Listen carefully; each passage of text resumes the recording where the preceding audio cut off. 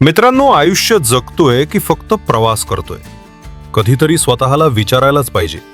आणि म्हणूनच आज मी एक छोटासा ब्रेक घेतलाय नवीन आठवणी बनवण्यासाठी. नमस्कार मंडळी, मी नितीन साळवे आणि तुमचे स्वागत आहे माझ्या चॅनलवर. सध्या मी मुंबई ते बंगळुरू या प्रवासाला सुरुवात करतोय आणि इथूनच सुरू होत आहे आपल्या स्वप्नातल्या उटीच्या सफरला. हिरवेगार दऱ्या, धुक्यानं झाकलेले पर्वत आणि निसर्गाची जादू, सगळं काही तुम्हाला दाखवणार आहे आपल्या व्लॉगमध्ये.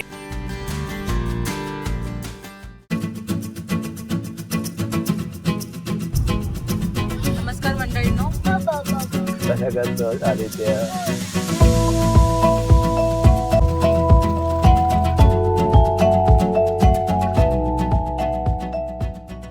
मोमेंटला फ्लाईट बुक केल्यामुळे एक्सपेन्सिव्ह पडली फ्लाईट, पण ठीक आहे, नंतर मध्ये कव्हर केले. ऑमलेट सोबत त्यांना व्हीट ब्रेड होतं.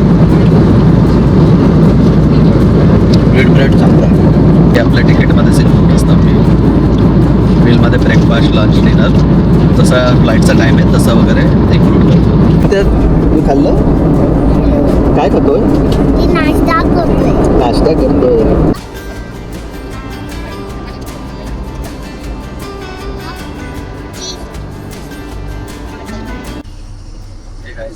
हा वॉशरूम आहे. वॉशरूम मध्ये सर्व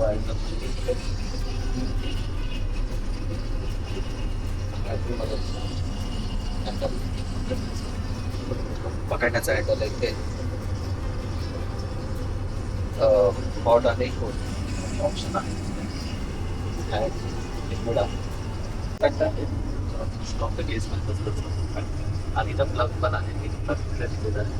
इथवर आहे ना हवा पास होण्यासाठी, ते कूलिंगसाठी दोन्ही हवा येते, व्हेंटिलेशन आहे आणि काही वगैरे माहिती असेल तर त्याच्यासाठी आहे आणि टिश्यू असेल. सो कर्नाटकमध्ये एंट्री मारली आपण ऑलरेडी. एअर प्रेशर नाही ना, कानामध्ये एअर प्रेशर होतो.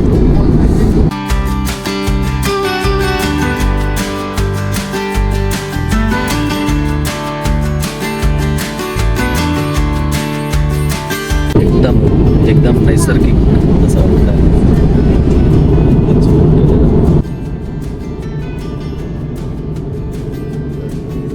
एकदम नैसर्गिक चित्र दिसतं.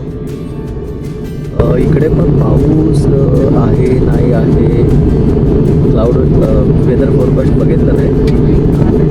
पण मुंबईमध्ये कसं मेट्रो सिटी आहे ना, तिथे घरं वगैरे जास्त दिसतात. आता अजून आपण मेट्रो सिटीच्या बाहेर आहे म्हणून इकडे मस्त खाली या जमिनी दिसतात शेतीच्या. पेशा ज्यादा आहे, टार्गेट आहे. का खाली टार्गेट झालं. एअरक्राफ्ट पूर्ण लेफ्ट साईडला डन झालं आहे. डन घेतो एकदम. आणि इकडून नजारा काय दिसतं आता, क्लिअर व्हिजिबिलिटी आहे बघा. तिकडे डोंगर आहे, समोर आहे ना तो डोंगर आहे. हा हायवे रोड आहे, खालून चाललाय ना.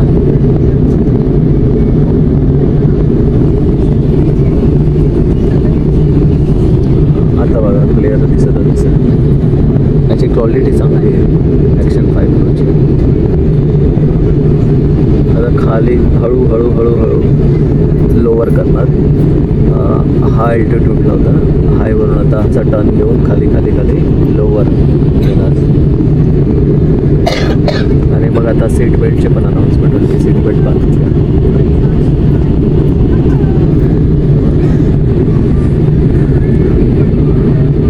असं 1.5-2 तासामध्ये डायरेक्ट होतं. नाही तर बाय रोड यायचं झालं तर 30 तासाची जर्नी लागते. तिकडं तळ आहे.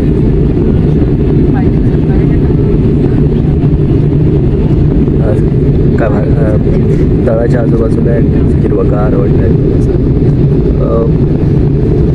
हा कसा उन्हाळा आहे ना, त्याच्यामुळे इकडे ना सगळ्यांनी पिकं वगैरे काढलेले, तेवढी पिकं वगैरे दिसत नाही आहे, वरतून तरी दिसत नाही तेवढी पिकं वगैरे.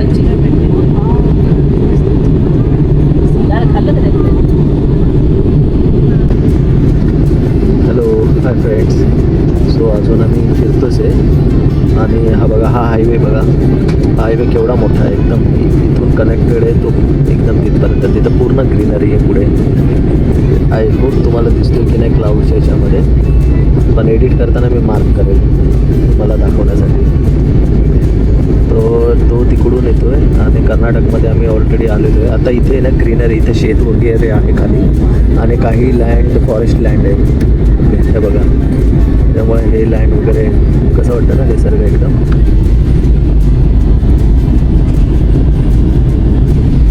कसं आहे ना निसर्ग, जागोजागी ढगा वगैरे उभी आहेत आणि मग त्याच्यातनं ते काळी ढगा असल्यामुळे त्याच्यातनं पाऊस पडतो, म्हणजे त्याच्यामध्ये पाणी असतं, ते पाणी खाली येतं.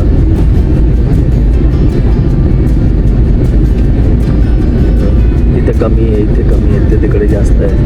अशी ढग आहे, जागोजागी केवढी ढगा साचली आहेत ते बघ. मध्ये नाही आहेत, मध्ये आहेत. आपण बोलतो ना कधी इकडे पाऊस पडतो आणि तिकडे पाऊस पडत नाही, हे असं असतं वातावरण वरतून.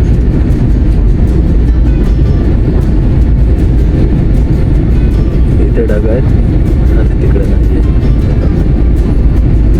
आपण ढगांना चिरून ज्यावेळी जातो ना त्यावेळी हलतो फ्लाईट. ढगांपासून जातो ना वरतून मग फ्लाईट हलतो. हे छोटे छोटे दिसतात, ॲक्च्युली हे रोड आहेत, एकमेकांना कनेक्टेड आहेत ते गावाला, मेन सिटीला ते बघा. आणि हे खाली नदी आहे की तळ आहे काहीतरी खाली आहे हे बघा. हे पाणी पाणी दिसतं ना इथे. अच्छा ओके, तळ आहे, मँग्रोव्ज फॉरेस्ट एरिया आहे आजूबाजूला. आता पुन्हा आपली फ्लाईट लेफ्ट साईडला टर्न घेते. तिकडून फ्लिप होतोय ना, हा बघा इकडं फ्लिप झाला विंग. आता खाली आला, पुन्हा लेफ्टला टर्न घेतो बघा. आणि तिकडे सिटी दिसते पूर्ण त्या साईडला आहे ना, इकडे सिटी आहे हे बघा. ही सगळी सिटी दिसते, हे सिटी आहे आणि हा डोंगर आहे.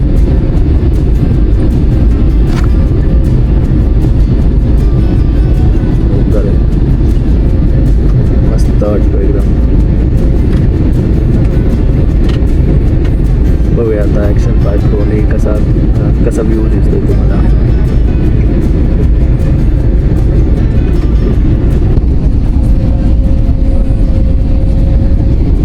बाहेर आहे ना क्लाउड आहेत, म्हणजे ढगा आहेत, फॉग, त्याच्यामुळे थोडी अनस्टेबल होते फ्लाईट.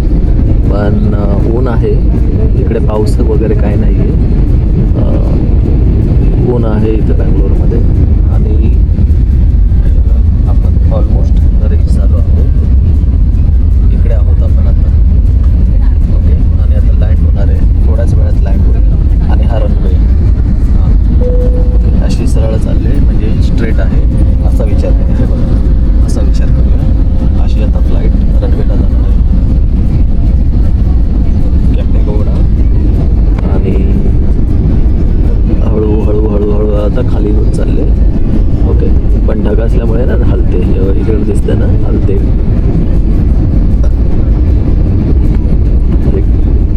वरती खाली होते. पायलटला पण एकदम आहे ना सांभाळून ठेवलं. वेदर ज्यावेळी बरोबर नसतात ना त्यावेळी असे हालत होते. आणि खाली निसर्ग बघा ना, नैसर्गिक वगैरे खूप शेती वगैरे दिसतात. हे सोलार प्लांट लावले तिथे, हे सोलार आहेत, ब्लॅक दिसतात ना, ते सोलार आहेत. आणि हा नॅशनल हायवे आहे बघा.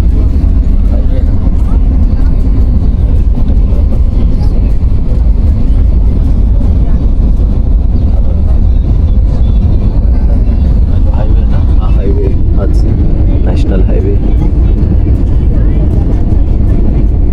आता हा हायवे क्रॉस करेल आणि आपण चाललो टुवर्ड्स रनवे.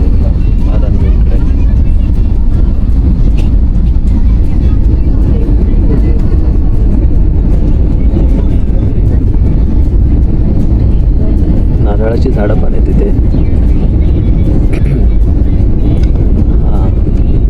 एरिया आहे. इथे पाऊस झाला आहे असं वाटतं. ह्या एरियामध्ये झाला आहे. मागे होताना तिकडे नव्हता. आता इथे ढग आहे. जरा म्हणजे ऊन उतरलं आहे. आणि इथे बागायती शेती वगैरे पण घेतलेली आहे. हे आला रेसिडेन्शियल एरिया.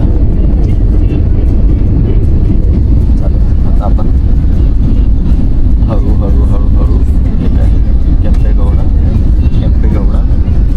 एअरपोर्ट इंटरनॅशनल एअरपोर्टच्या रनवेला जातो. याला एकच रनवे.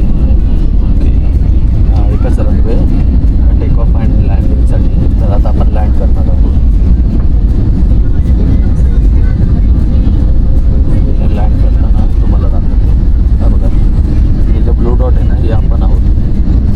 लँडिंग आलं, लँडिंग. आणि हा आला एअरपोर्टचा एरिया. इकडे लँडिंग करायला चालू आहे. हा आता लँड होणार आपण. आणि गडगड आवाज आहे. आलो रनवेला. फ्लॅग बघा, ब्रेक लागले. स्पीड कमी होईल.